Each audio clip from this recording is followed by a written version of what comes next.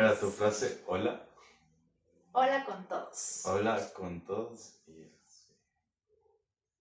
Bueno, buenas noches Hola. con todos. A ver, define. Yo siempre dije hola. Ok, hola. ¿Qué más sigue? Bienvenidos a Ah, Trans. sí, eso. No. Hola. Ok, hola, bienvenidos a Da Toma Tu Opinión. Y en esta semana, pues, vamos a dar la opinión. ¿Sí? ¿Te parece? Sí. ¿Y de qué vamos a dar la opinión? ¿Y por qué? Pues. Pero dime.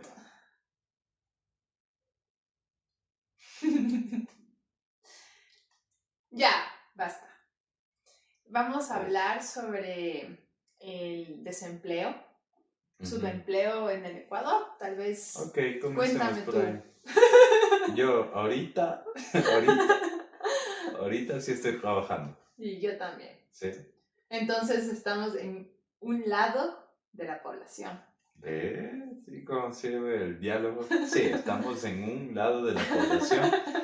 Y tú beneficiado. en uno, otro y yo otro, porque tú eres hombre y yo soy mujer. Entonces seguimos abriéndose, mejor dicho, seguimos segmentando. Seguimos segmentándonos cada vez. Sí, cada vez es más diferente. ¿Es más que, perdón? Es más diferente. Ah, ok. Ahora podemos definir los tonos. Yo te veo un poco más verde. Un poco más inmaduro, lo dices tú, por eso. Y eso sigue segmentando un poquito ok. más este tema. Este tema, un poco Sí. más verde. Sí, a veces soy joven. No, pero ya, hablando un poquito, a ver, el desempleo en Ecuador. Es un tema duro. Sí, Sí, es es bastante delicado. duro y delicado, sí, porque Delicado. no solo interviene en el desempleo de las personas, interviene su familia, el círculo, todo, sus hijos, entonces sí es un tema súper delicado, pero ¿hay desempleo? ¿Qué porcentaje hay? ¿Subempleo tal vez? Eso lo vamos a ver en un paper, yo creo que la siguiente semana. ¿Sí? ¿Y tú qué crees que? Yo me refería a ¿hay o no hay? Yo de cabeza obviamente hay desempleo, se tiene bastante subempleo.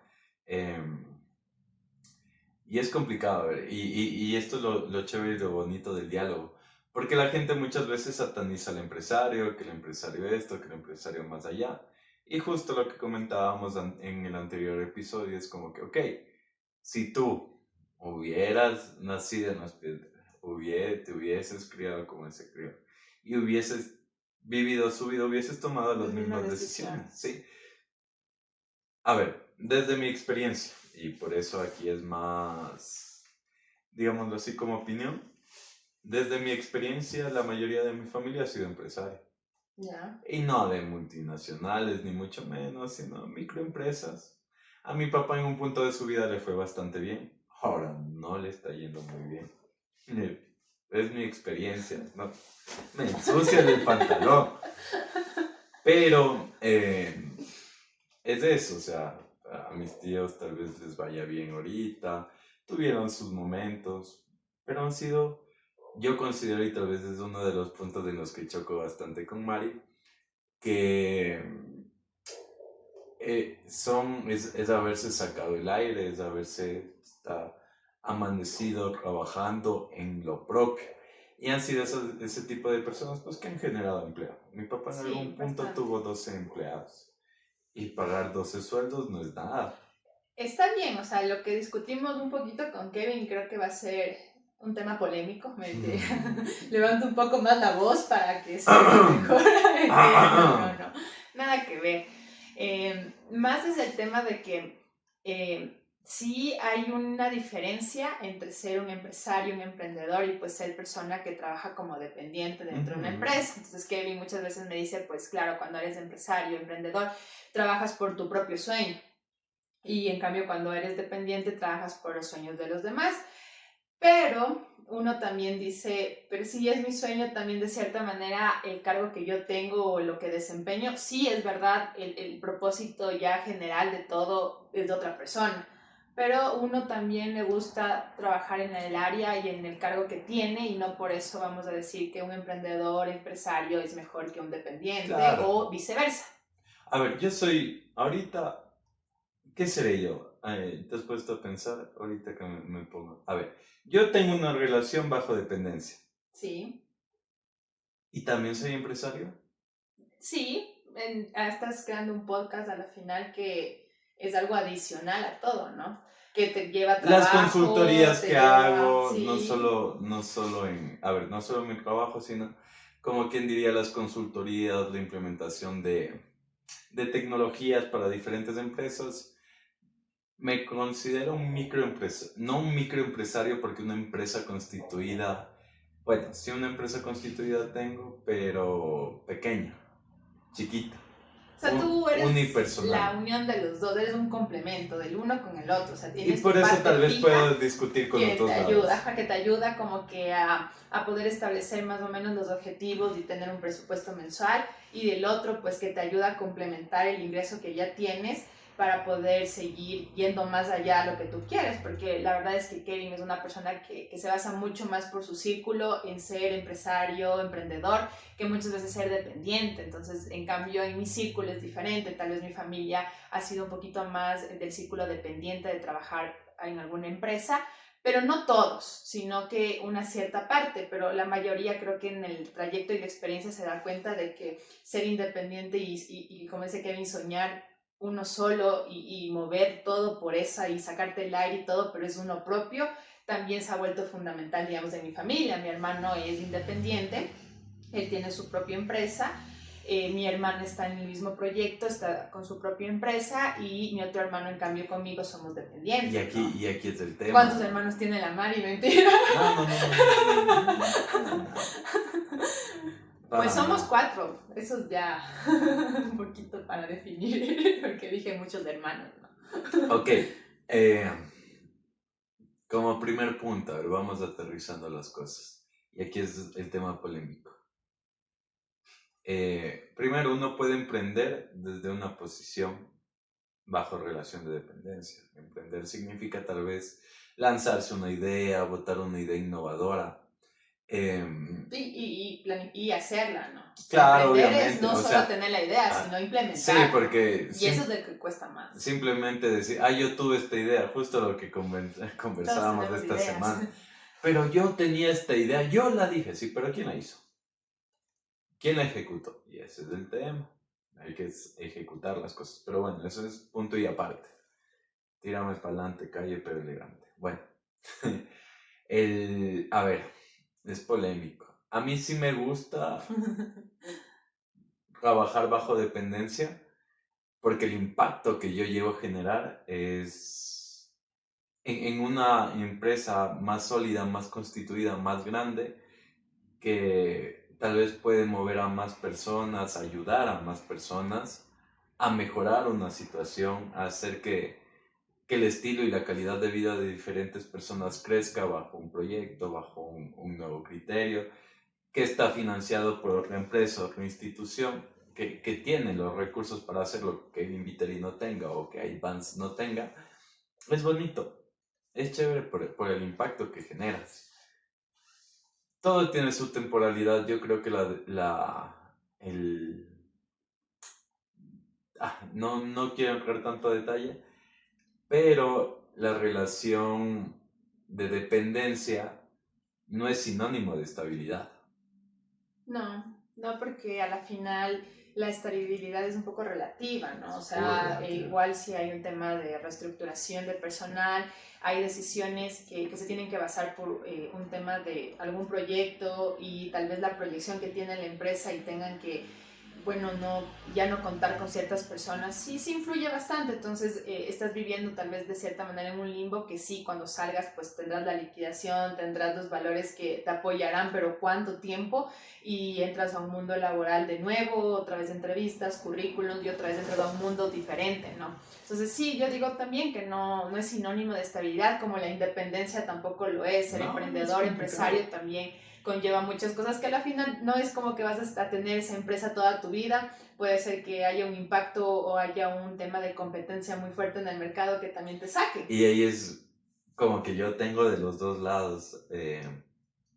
Como les contaba, mi papá todavía maneja su negocio, ya no como antes, pero lo maneja lastimosamente. Pues por ahí tiene sus situaciones de enfermedad un poquito delicadas, pero eso no fue el motivo por el cual tal vez la empresa entró en una fase de caída.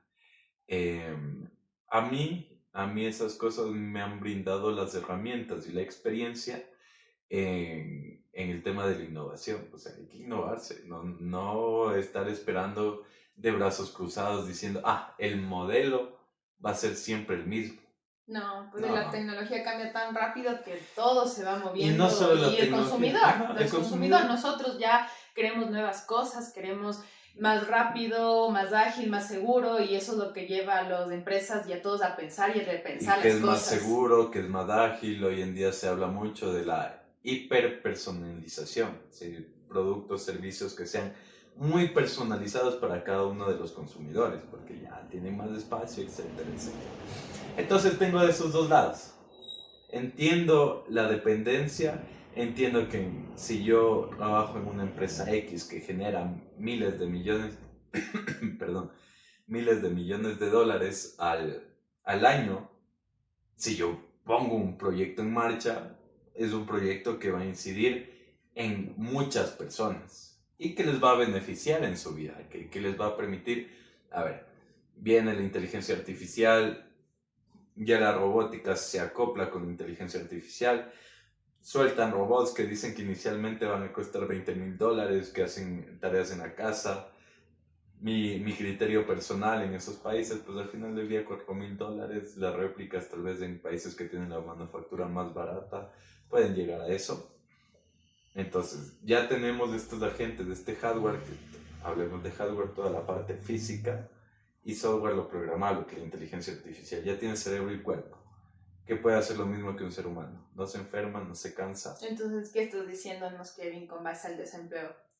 Que las personas estamos desempleadas porque las máquinas se apoderan de nuestro trabajo. A ver, y hay un tema. Claro, porque hablas ya mucho de la IA, de lo que ya hay y versus del tema que estamos conversando. Sí, y ese punto iba a aterrizar. A ver, primero, ¿sabías que existió una profesión en esas épocas, digámoslo así, antiguas, que se encargaba de hacer los huecos en las agujas?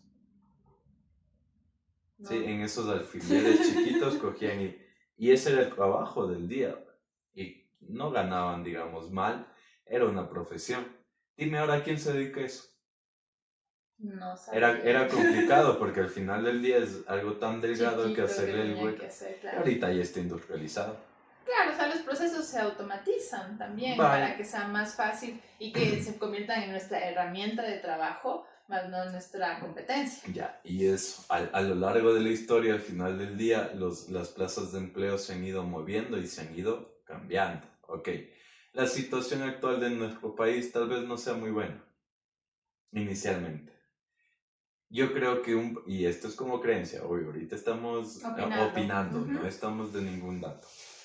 Yo creo que sí es alentadora a nivel de Latinoamérica. Somos un continente no viejo, sino teóricamente somos de los más jóvenes. Eso repercute en que nuestros recursos naturales no han sido tan explotados. Ya. Sí. Y bueno, aquí hay un tema de sostenibilidad que tenemos que mantener, pero yo creo que podemos producir muchas cosas. O sea, yo creo realmente y firmemente que podemos producir muchas cosas, hacer proyectos muy, muy grandes a nivel Latinoamérica. ¿Y por qué crees que no se ha hecho entonces? O sea, otras personas verás, están en tu mismo pensamiento e idea, pero ¿qué es lo que nos detiene? Verás, hay una parte una que puede ser egoísmo, una que también son leyes, burocracia, tema de corrupción, que al final del día la persona es egoísta y dice, oye, si yo no gano nada, entonces nadie, no te ayudo, nadie no te gana apoyo y no hay un tema de comunidad Es y un que tema todos cultural. crezcamos, sino como que dividimos ese crecimiento y la riqueza. Sí, y es por eso también que este podcast está, es como, no es que les vamos a dar soluciones ni nada, simplemente te invito a ser más crítico. Somos como los psicólogos. ¿Tal vez? No, yo soy ingeniero. no me puedo atribuir eso. No te damos la solución, sino como que te damos el círculo, la idea y todo, y tú eres el que crea la solución. Y tú puedes leerlo, tú puedes investigarlo, o sea, verlo, pero ahorita esas son mis opiniones bajo mi experiencia, ok, entonces vinieron leyes por ahí, mira, son 12 plazas de empleo que mi papá al final del día dejó, ¿verdad? en su momento. Pero yo alguna vez escuché o leí que igual en Ecuador somos uno de los países que con más emprendimientos generados, pero que no llegaron, La mayor que cantidad llegaron a de liquidar, emprendimientos a cerrar. fallidos. Sí, generamos Pero mucho. hay las ideas, ¿no? Están las personas trabajando y entre esos pega uno. El problema es que cuánto te afecta que también no se logre expandir tu negocio o logre elevarse, ¿no? Y aquí es el otro tema, y es lo que a mí me gusta. Tú, bueno, Mari siempre me ve, yo llego a un lugar, a un local, y estoy contando cuántas personas están, cuántas personas entran, cuántas personas salen, cuánto se demoran en atender, cuánto cuesta el producto, qué tal la calidad sobre él, la experiencia que vives con las personas. Cómo se mueven, si tienen un aplicativo, si no, si guardan datos, no guardan datos, etcétera, etcétera. Yo analizo toda esa parte, ¿ok? Y me doy cuenta primero que el empresario, o digámoslo así, que quiere emprender, porque ni siquiera la palabra correcta todavía es empresario, se lanza a la loca. La típica que le ejemplifica a Mari. Mira, aquí hay una peluquería, aquí hay otra peluquería, aquí hay otra peluquería. Pero es porque dicen, esta peluquería le va tan bien, le va que tan si bien, me pongo una, me va a ir súper bien, pero no saben que se están ya repartiendo los clientes y por ende el negocio. Y no va a ser necesariamente lo mismo. eso, también ya hay una finalidad de por medio que le ofreces tú para competir. Que es diferente. ¿Y por qué te pones en esa misma plaza? Y en la misma calle y al lado de la persona y por poco el mismo local Claro, compartido. entonces, no tiene mucha lógica y ahí sí siguen mis opiniones. Son opiniones, todavía no estamos hablando de datos. El ecuatoriano en ese aspecto simplemente replica porque cree que le va a ir bien. No hay un análisis por atrás, no hay un estudio de mercado, no hay nada, no hay una marca. Una percepción nada más. No hay una marca que ellos quieran dejar, no tienen los valores institucionales. Yo considero muy personalmente que todo debe de partir de tu misión, visión, plan estratégico y con todo eso conlleva tus valores institucionales. O sea, lo que yo alguna vez te comentaba, que yo tengo unos valores un poquito diferentes a la definición como tal, no tan aburridos como la mayoría pone, como éticos. Y al decir aburrido es solo la palabra ética. Sí, la ética es muy buena. Valores? Ya te indicaré, ya les voy a indicar.